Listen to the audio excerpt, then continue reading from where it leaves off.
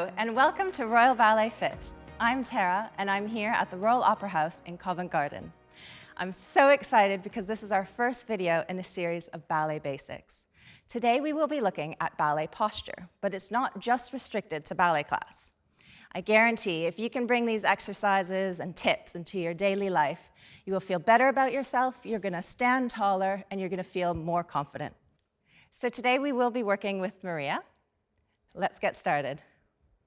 For our first exercise, we're going to start laying on the floor. This one's going to be for our lower abdominals. It helps to visualize this one.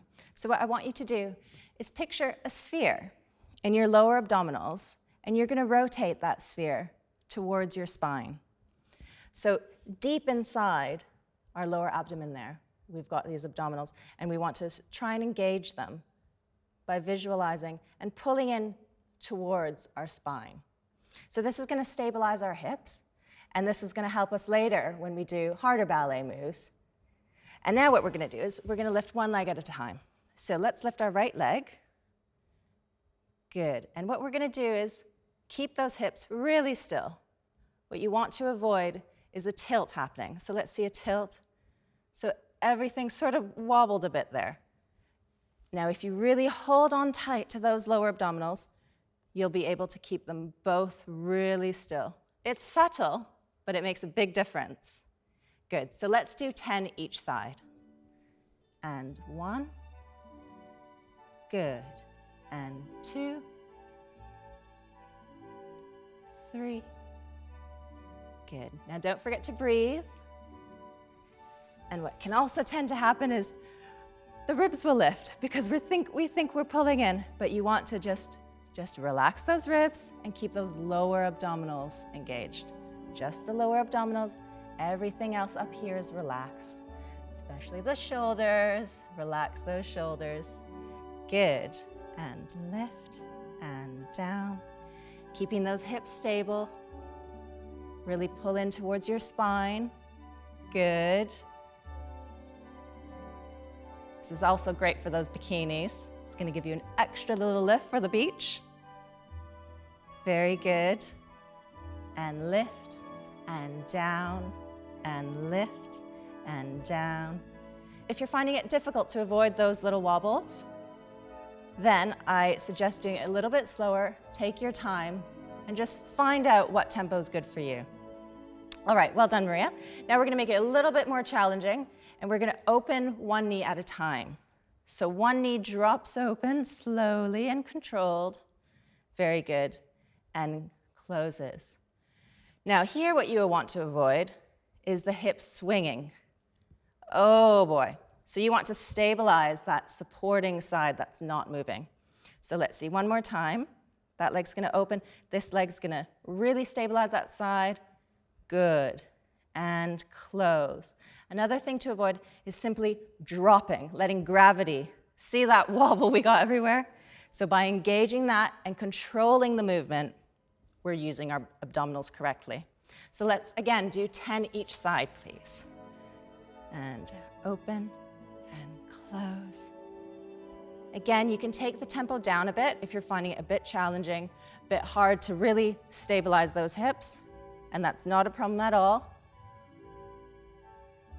It's really strengthening those lower stomach muscles. And it's those lower stomach muscles that can often be forgotten about when we're doing our crunches and all those curling abdominal exercises. This one's great for length. You will feel taller and walk taller. Good. And again, don't forget to breathe. Relax those ribs. Relax those shoulders. Very good. And we're always maintaining a neutral spine. Good. Very good. So only our knee is opening and closing, and opening and closing. Everything else is long, relaxed, and strong down here. Very good. Last few.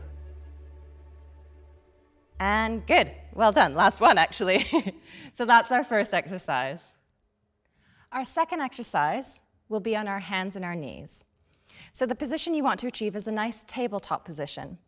So our hands are going to be under our shoulders and our knees are going to be under our hips. We'll have a nice long line from the tip of our head to the tailbone and a nice flat back in between. So try to avoid the sway back when we drop there. We're not using our abdominals that way. And likewise, the sort of cat back when we're curling a bit too much. So maintain a nice, flat, long line. Good. So we're going to engage our abdominals to stabilize everything. And what we're going to do is we're going to lift one arm at a time. So let's lift our right arm. Good. And everything else stays the same. And our left arm, we're naturally engaging our back and all of our core to stabilize. Let's also lift our right leg to the back. So no shifting side to side. When we lift our legs to the back, it's especially difficult because you'll want to shift all your weight to be able to lift that leg. But no, try and stabilize, keep everything nice, flat, and strong. So let's do that again. Right arm up. Good. And down. You may also notice that the back flattens nicely when the arm is lifted. You want to try and maintain that when you put the arm back down on the floor. Good. Nice, long, long, long. Very good. And right arm up.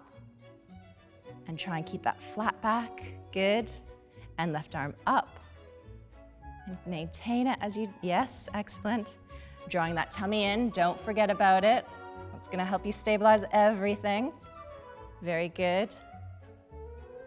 Excellent. Let's do it one more time. So like I said, this is great for engaging those back muscles, and this is going to help you with your posture, not just in ballet, but it's going to give you a nice strong back. Excellent. Good. So we've done this 4 times around. I'd recommend doing it about another 4 times. Well done. For our final exercise, we're going to be bringing everything together. So Maria, if I can have you standing parallel, I'm just going to show you the correct posture we're trying to achieve.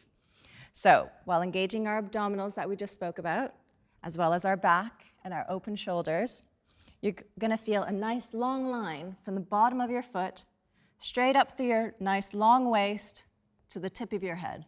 So a nice long line. Don't want you to be too far back on your heels, because you'll never be able to balance that way, or even too far forward. That's it. So right in the middle of the foot. Excellent. Now what we're going to do is we're going to learn how to engage our turnout. Turnout is a term we use in ballet when we rotate our legs outwards. Why we turn out, I'll get to in another video. So let's be in parallel position. We also call this 6th position. What we're going to do is we're going to lift the right leg, stabilizing with our abdominals, stabilizing those hips, and we're going to rotate outwards from the top of the leg and rotate inwards and close. And other leg, rotating from the top and rotate in and close. Let's see that again. Out, good, and in and close and lift, turn out from the top and in and close. So what can tend to happen with this one is that we lose the abdominals a bit and the hip swings open, the leg swings open. Again, very subtle movement like we did in our first abdominal exercise. Keep it nice and strong and stable. That's it. Don't forget to breathe. Even though we're really using those abdominals, keep the ribs down and relaxed. Shoulders beautifully open. This looks like a piece of cake. That's what you want to show.